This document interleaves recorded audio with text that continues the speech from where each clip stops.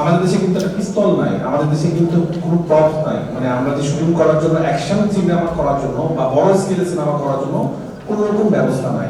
আজকে যথেষ্ট নিজস্ব মন্ত্রণালয় থাকতো, এত কিছু করতে হতো না, আসলে আমাদের দ্বারা দ্বারা করতে হতো না। সংস্কারটা করতে করতে যদি 2 বছর লেগে যায়, 2 বছর বাকি হলগুলো বন্ধ হয়ে যাবে আসলে। তো আমাদের একটাই কথা, শাকিব ভাইয়ের সাথে আমি যেটাতে একমত আর কি, বা আকরাম ভাইয়ের সাথে, যে কোনো প্রোগ্রামে আসলে আমরা যখন কথা বলি, আমরাও কিন্তু চাচ্ছিলাম যে, আমি যেটা আগে করছি, আমাকে দেওয়া হয়েছিল যে এইটা নিয়ে যখন কথা বলবো আমরা, তখন যারা এটা মানে উপদেষ্টারা যারা আছেন, তারা তো আমাদের এই যারা আমাদের কাছে মানুষজন, তাদের সহজ যখন কথা বলবো জিনিসটা খুব ইমিডিয়েটলি হবে। তো তারা থাকলে আমাদের জন্য খুব ভালো হতো, না থাকলে আসলে কবে একটু সেটা পৌঁছাবে, কারণ এরকম অনুষ্ঠান আমরা অনেকবার করছি, অনেক বক্তব্য দিচ্ছি, আলটিমেটলি হয়ে ওঠে না। আর সবচেয়ে বড় কথা যে আপনারা একটা স্বপ্ন দেখছেন এরকম হবে, আমরা সিনেমা এরকম করে ব্যবসা করবো, এরকম করে ট্যাক্স আসবে, কিন্তু আমাদের কিন্তু বিশেষ করে আমাকে বা আমরা যারা সিনেমা বানাচ্ছি এখন আমাদের কিন্তু একটা রেসপন্সিবিলিটি, প্রতিটা ঈদে এক একটা সিনেমা দেওয়া। আমি চিন্তা করবো যে আমি নেক্সট ঈদে যে সিনেমাটা বানাবো সেটা আমি কত স্মুথলি বানাতে পারি আসলে।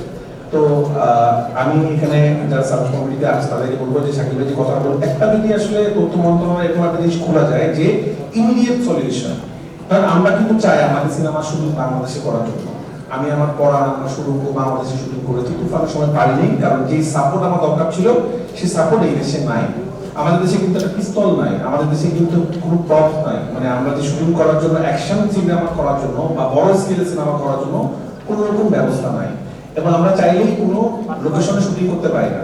ধরেন যে এই যে সেমিনার হল কি সুন্দর, কিন্তু আজকে এখানে সেমিনার করা হচ্ছে, তুমি কোন সিনেমার জন্য চাইলে আমি এত সুন্দর রুম হবে না, এখন সব উপায় নাই, বাজেটটা লাগে না, এরকম একটা রুম মারা দেশের বাইরে কিন্তু এরা কি করে মানে একটা মানুষের এরকম যদি করা যায় যে একটা সিনেমা ডিরেক্টর বা প্রযোজক যদি চায় যে কোনো জায়গায় অর্থ দিয়ে হোক বা যে কোনো ভাবে হোক যেন শুটিং করার পারমিশনটা পায়, এবং তারা যেভাবে হোক দেয়।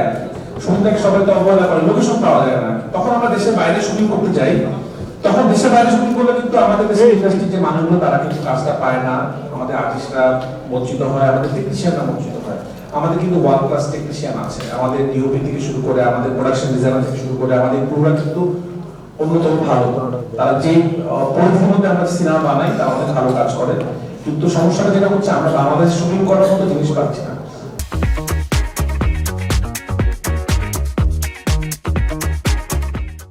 তো এখানে কিন্তু অনেক দায়িত্বশীল আছে, আমার নিজেরও সামনে সিনেমার জন্য আমাদের অনেক ধরনের ইকুইপমেন্ট লাগবে যেগুলো দেশের বাইরে থেকে আনতে হবে।